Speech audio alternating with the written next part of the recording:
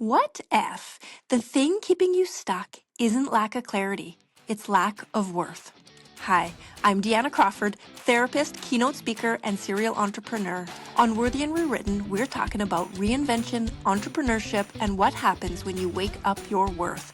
You're going to hear real stories about trusting your gut, leaving what no longer fits, building careers that fuel your soul, and rising even when you're terrified. This is where we stop shrinking and start building. If your gut has been whispering that there's more for you, you are in the right place, my friend. Welcome to Worthy and Rewritten. Today's guest is Sarah Dawkins. She is a passionate, holistic, and healing coach, speaker, and author of Heal Yourself. And she's also a multi-award-winning entrepreneur and the award-winning host of the uplifting podcast Mind Body Medicine for Self-Healers. With over 20 years experience as a registered nurse, Sarah combines her deep understanding of conventional medicine with her own powerful self-healing journey to create a truly integrative approach. Having overcome multiple chronic health challenges herself, she now supports others in uncovering and addressing the root cause of their symptoms, helping them restore balance, reclaim their energy, and create lasting, vibrant wellness.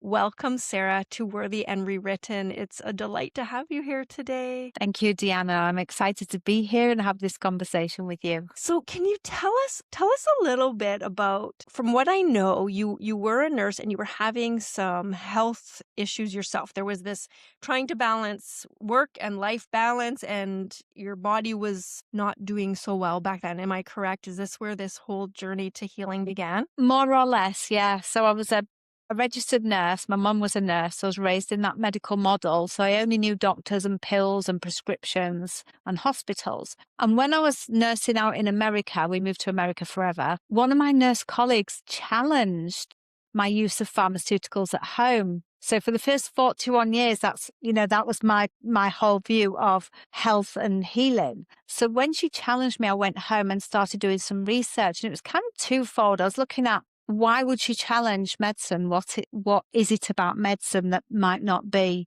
the whole story? But also, if we're not using medicine, what else is there? Because I didn't know. So I went down these two massive rabbit holes and learned so much, and then started my own healing journey. And in doing so, I became really conflicted with my role at work because nobody ever mentioned everything that I was learning and had started to do, tweaking my nutrition and lifestyle at home.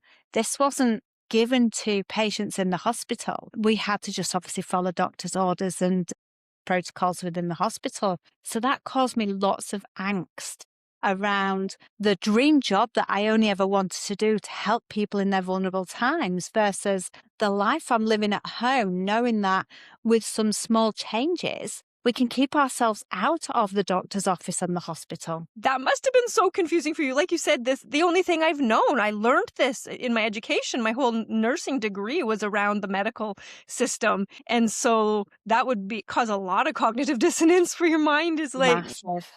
Yeah. And so that transitioning piece. And so what were you learning? So you're coming from this medical model. And so what were you beginning to, through your research, what were you learning about what you could do naturally rather than through medication? It was more about the mind-body link, and it's like it was all new to me, totally new. I didn't know anything about mind-body link. It was like body, symptoms, drugs, pills, interventions, no symptoms. That was like my whole life. So now I started out tweaking my diet and lifestyle. I stopped eating all the rubbish and ate a more wholesome, healthier way for nutrition. And so I healed psoriasis and eczema and acid reflux in about 4 weeks. Wow. So That's so quick. Reading other people on the internet, healing, thinking, I wonder if they're doing anything special. I wonder if there's something, because I'm like, is there something between the lines that they're not saying that makes them special and potentially me not be able to do that? But once I started making these tweaks and seeing tangible results in my own body, I'm like, wow, this is like mind blowing, because I've never been taught it at home, in nursing school, in the hospital. It was totally new. And when I was telling my nurse colleagues, they're like, just laughed at me, just thought it was crazy. It was like, okay, well, I don't care that you're laughing and making fun because I'm now healing Working. and seeing tangible results. And I just kept doing more work. Of course, being a nurse and not knowing any of this, of finding all this new information, the first area that I started is what I've now defined as like the physical pillar, the nutrition, hydration, exercise and movement, and sleep. So that's where I started making those tweaks in my lifestyle.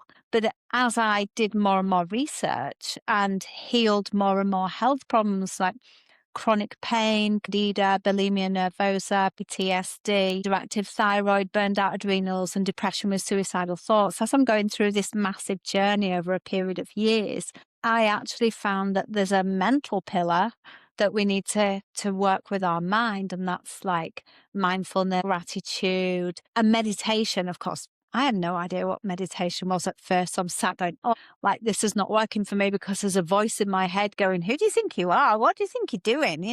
You're just being ridiculous. So guided meditations helped me initially. And then as I started doing those meditations, I realized there was what I've defined now as a spiritual pillar, which I found is coming back into that inner voice that a lot of us disconnect from over the years. And as a trauma response, we take our mind out of our body so that we become unaware of what's going on in our body so we don't have to feel. And it Right. was only when I did my coach training, I realized there was a fourth pillar, the emotional pillar, and I didn't see that. And that was massive and profound. And that is about healing our past. It's about the community that we surround ourselves with. It's about integrity and living for us rather than all these masks or layers, however you want to describe it, that we've covered ourselves to fit in with other people. We have to take back all of that and find out who we truly are authentically. And you're saying through taking off these masks and discovering these pillars,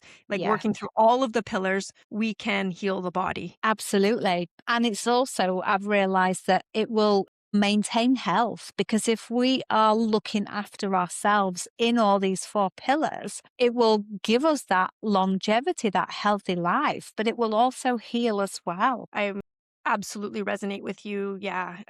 All of the pillars matter, right? If we just do the Yeah. work in one area, we haven't healed everything. I'm even thinking of if you go the medical model where you began this journey, that was only covering just that physical. Yeah, it's giving you a pill or a surgery or something like that to heal, but it is not covering any of the other pillars. You just walk away, you haven't uncovered those masks and done any of the deeper work. Sarah, could you take us, who were you before? So before you started this journey and started to work on these four pillars, what was Sarah? I know you're not meditating, but who was she before she discovered all of this? We'll go back. I promise we'll go back to who Yeah, you are no now and worries. what you do. But I'm just, for the listeners, yeah, who were you when you were in the medical model, when you were a nurse? What were your behaviors, daily habits? I was Sarah the nurse, and I totally aligned with being a nurse.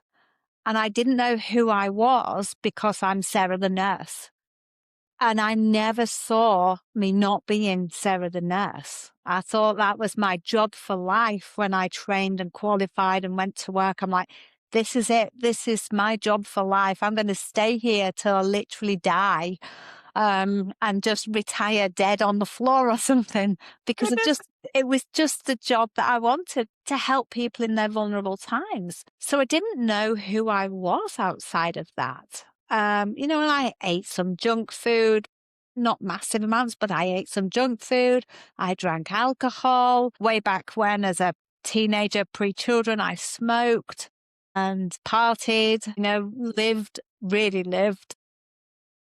And as I went into nursing, I obviously curtailed my life, got married, had children, so I became more respectable, I'll say in inverted in air quotes, because I was still drinking alcohol socially, and I still ate a bit of junk food periodically. I'm just having this human experience. But deep inside me, I didn't know who I was. And I never went searching for that because in my mind, I'm Sarah the nurse. Right. But not in my soul. Not in my soul. I hadn't even connected with my soul. Hey, so like you say, she's doing the things. I thought I wanted to be a nurse forever, so I'm doing it. So I am. I've got my identity is to be a nurse. I'm hearing I wanted to be a helper though. And I'm wondering that part I believe was in your soul is that I want to be a helper, Yes. but I wasn't helping in the way that was aligning with my soul. It was with my mind because that's all I knew. Is that okay? Absolutely, but I didn't see that until I went through that dark night of the soul. I mean, I was in a deep depression for about 3 years, and during that time, at some point, I had suicidal ideations, which was horrific. I'd heard about other people having them, never been in such a deep, dark place myself before, and that was horrible, but I actually saw that as my soul crying, saying, "You are not in alignment, you're not doing the work you need to be doing." I didn't understand it at the time, but as I started to heal and step out of that deep, dark depression, that's what I really saw. And I'm like, I have to step away from the hospital. I couldn't even think about not being a nurse at that time. I was like, still Sarah the nurse, but I'm like, I can't be in the hospital. It's killing me. So I stepped away to become an entrepreneur, but I was still a nurse, signing the register every year, but working. I set up a company and I subcontracted to 4 different companies doing medical legal work, DNA testing, training. I did all the annual training updates for nurses in care homes, in hospitals, and community. And I did a little bit back through an agency back in the hospital, but I wasn't part of the whole politics like I used to be. But actually, I preferred the other work that I was doing outside of the hospital, because being in the hospital was like a stranglehold. Okay, so did you gradually transition out of nursing to this contract slash entrepreneurial work, or did you just sever the job? You kept your license, I heard. Like you kept. I kept my license. I literally stepped away because during that depression, I'd been back to work on and off as I was able to. But in the end, I couldn't go back. And my husband said, just leave and set up your own business. I'm like, what does that even look like? You know, where do I learn how to be an entrepreneur? But actually, where I did my my nurse training and my master's degree, had a graduate entrepreneurship program that I was eligible for because I'd been there and done my training. So I went into that. And so I stepped away from the hospital and became that nurse entrepreneur. So I was, other than a bit of agency work, I wasn't going into the hospital. I was working with hospital workers, and I was doing the medical legal work and the DNA testing in the community. So that helped in a way. I was still Sarah the nurse, but I wasn't following doctor's orders. Right, so you didn't detach from that identity quite yet, but Yeah. you had a little bit more freedom. So Yes. this is what drew me to you so much to do this, because I love watching people escape that 9 to 5, and like you say, like having to, the handcuffs of the system and the rules, and to create entrepreneurship that aligns with their soul. And so this is what I'm seeing you. I can literally envision you, transferring this, and I still have a little bit of my identity, but I'm able to unlock some of what really sings to my soul and start the work that I love. Was this scary? It was incredibly scary because I was coming from a place of no confidence. After that dark depression, when I started stepping out and seeing an outside world, so coming outside of myself, it was really scary. And a friend of mine said, let's go to some networking events. I'm like, oh, terrified. What? That was like meeting people, talking to people. I'm like, I don't know if I can. She said, you need to. And she took me, and we literally walked in together, and I held onto her arm, and I was vibrating. I was shaking so hard, but I did it. And that's the thing about courage, is that we have to do the things that we want to do. Nobody can do it for us. So she took me there, and I held onto her arm. And when we got in, I thought, oh, I better let go of her arm now. Love that. And we went and talked to different people, and the people were saying, so who are you and what do you do? And I'm like, well, I'm Sarah, and I've set up this nurse entrepreneurship business, and this is what I do. And it was absolutely terrifying. But I kept doing it and kept doing it. And the more I did it, the more courage and confidence it built within me. But I realized I'm still a nurse, and every year I have to sign that nursing register to say I'm upholding the nursing standards. Right. And in some ways, I just wasn't aligned with the nursing standards of following the doctor's orders and keeping the people in the medical model. Hey. So you did it scared anyways. You're like, this is, I am so in misalignment being a nurse that I'm going to take this no matter how scared I am. I need courage right now and I'm just going to keep doing the things. And it's super scary. And did it remain scary along the way? Like, has it always been? Or did this confidence build through action? I always say you cannot build confidence by being in your head. You have to be into action. So has confidence been built throughout? Yes, it grew through action. And I realized that actually, as nice as it was to go to these networking events and meet people, and that I'd got more confident and stopped vibrating at some point and started smiling. But I realized that these weren't my audience because I'd written, are you a nursing background? No, clinical counselor, so therapist. Okay. So I've written a protocol because there was no national or local guidelines for recovery nurses in theatre to remove the breathing tube from patients. It was an anaesthetic role. Because that's what we did in recovery, I wrote a protocol for it and kept liaising with the anaesthetist. And so my primary aim with my business was to try and sell the booklet that I'd written, the guidelines for recovery nurses to undertake this procedure.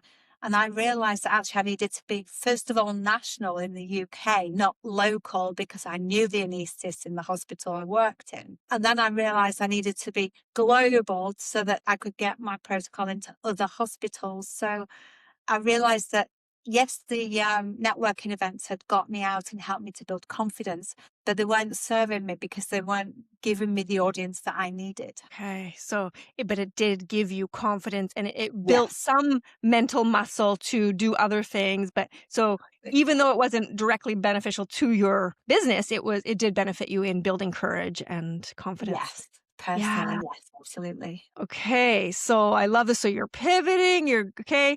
Have you had to maintain your license in nursing or like in Yes. order to continue the work that you still have that today? Okay, got it. Okay, and so what's it like if somebody out here is thinking same thing, my work is just not lighting me up. I don't feel aligned. What would be your messaging on I mean, what has entrepreneurship allowed you aside from the alignment versus being in let's call it like corporate in a Just really think about what it is that you want to do, because I didn't want to do entrepreneurship. My husband suggested it and I thought, well, I'll try it. So it wasn't even in my sphere of awareness. And if you'd have asked me, what do you want to do? Well, he kept asking me every day, what do you want to do? And I'm like, I don't know. I'm just a nurse. And it's that I really had no idea entrepreneurship. I was at first, like, it sounds like a good idea. And I'm thinking I must have lots of transferable skills as a nurse. But, absolutely. what is it that I'm going to do? So for anybody listening, I would say, dig inside you and ask yourself, what do you want to do?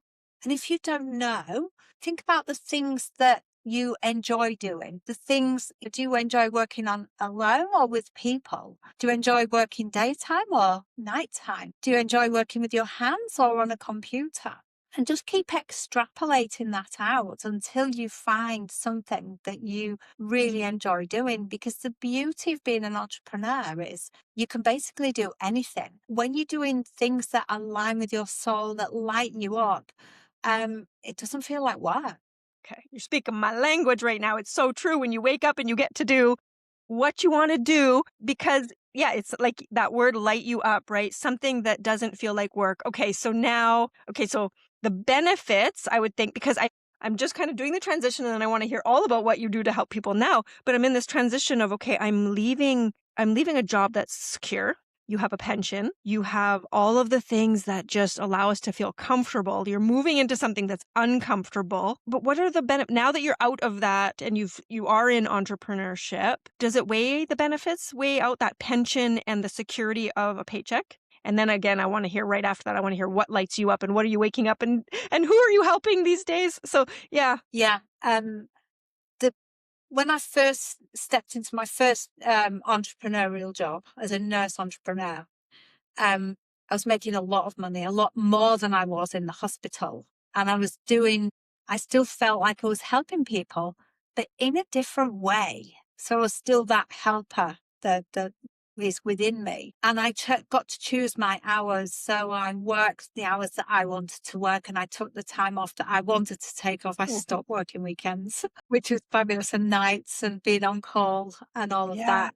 That was brilliant. But realizing that that wasn't still fully aligned because I was still a nurse and I had to sign the register to say, and pay for it as well, to say that I'm holding the nursing standards and I'm going to do as you want me to do and behave as you want me to behave as a nurse. It curtailed what I could say to people, Right. because I'd got a website at that time and I'd written about how I'd healed my thyroid, phoned my nursing board, reported me for being on the register as a nurse and yet talking about healing my thyroid because they didn't think you could. And I got reprimanded for that and I had to take it down. So although I was an entrepreneur, I was still in the stranglehold, if you Yeah, like, bound to that of contract the per se. NMC, yes, yes. So after I did my coach training, I closed down that business and set up my second business as a coach.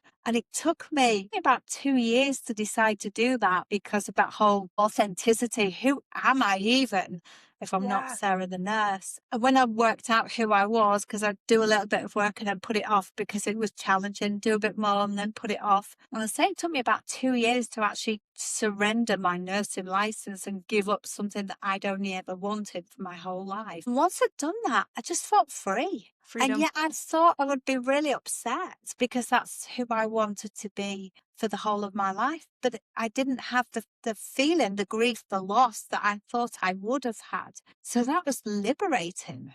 Because you weren't Sarah the nurse anymore. You were just in your mind you were, but yeah, you weren't. And we're not the same person that we were in our 20s. And so as life and seasons change, we change, and it's okay to pivot our career to align with who we are in that season. And so, okay, so once you did that, is that when you were finally able to start to unlock what really you were meant to do, the work that, Yes. okay. Yes. And When I so, when I did yeah, my what coach, did this allow you to do? What the coaching? Yeah. this allows me to speak from the heart and say, do you know your symptoms are actually a message? It's your body speaking to you. And let's dig into that and see what's the message from your body. Why is it expressing these symptoms? Rather than, oh, you just need a bit of hydrocortisone cream for that or a pill for that, and that'll stop those symptoms. I'm like, let's dig into these symptoms with love. Let's not hate them.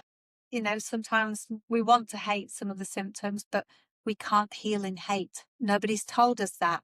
We can only heal in love. So all these people out there at war and survivor and battling and fighting, and no, we have to love it.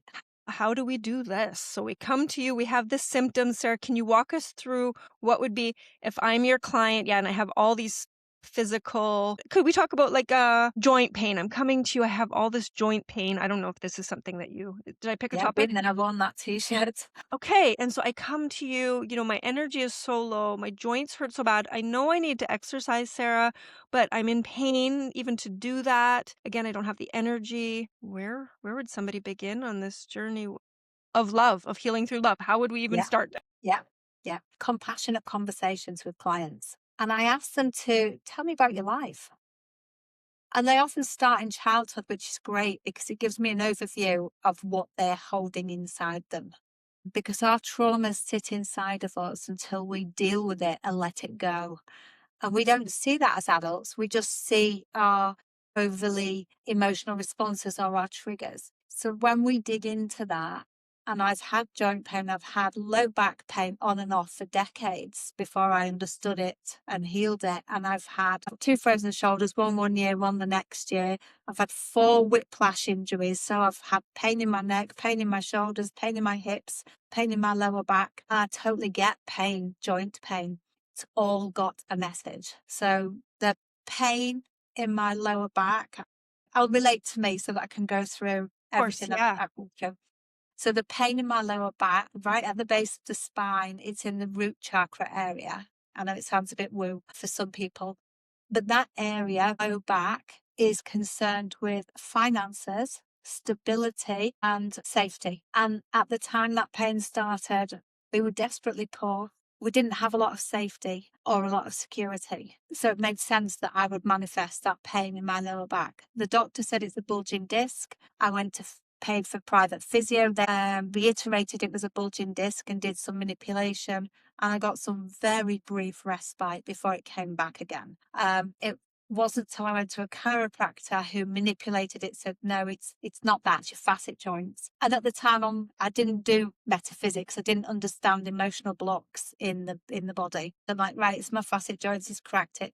And I got a lot more relief. But when I really started digging into my healing and understanding the message in the low back pain, I'm like, okay, yes, thank you for showing up. I see what your message is, Yeah. work with it. Rarely ever get low back pain now, rarely ever.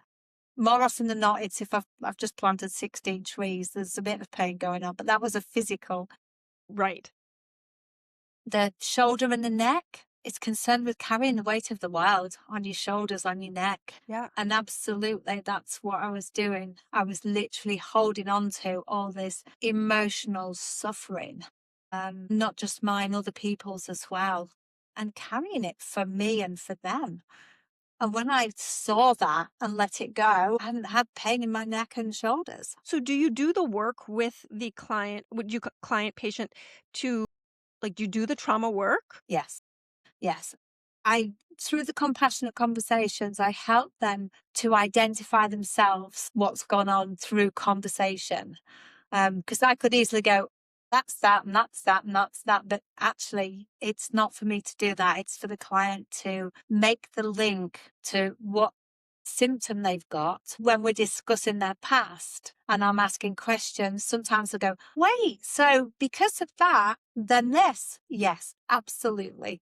And that's beautiful to see that they make that link themselves. Just thinking how, of course, you love this work. Look at what you just did. Somebody comes in thinking they have a physical ailment and you help them to get to that root and explore things that have happened in their past, and they have these epiphanies and healing, and then their pain goes away naturally. Massive. How can somebody not love this work? It's fabulous. And it's so humbling, just to be able to see them make that link and go. And I've had people come to me. I had a gentleman recently, and it's like, no, my childhood was great. I didn't have any problems whatsoever. I'm like, okay. The second session he had the following week, he came back and he went, my childhood was really bad. Yeah, this happened and that happened and that and that and that and that. His issue was not understanding himself because of who he'd had to be based on what happened in his childhood. And when I helped him to see what he'd done, which made him responsible versus who he was authentically, you know, he was able to move on, let go. He had a life full of anger and held grudges and hatred. And he's like, okay, yeah, I can let all that go now. That's amazing. So is all your work through healing through like talk therapy, this compassion, or do you work with you said nutrition. Yeah, so you do work with the nutritional piece as well? I do some nutrition, yes. But the point to remember is there's a lot of crap in our food, for want of a better word. It's not Yeah.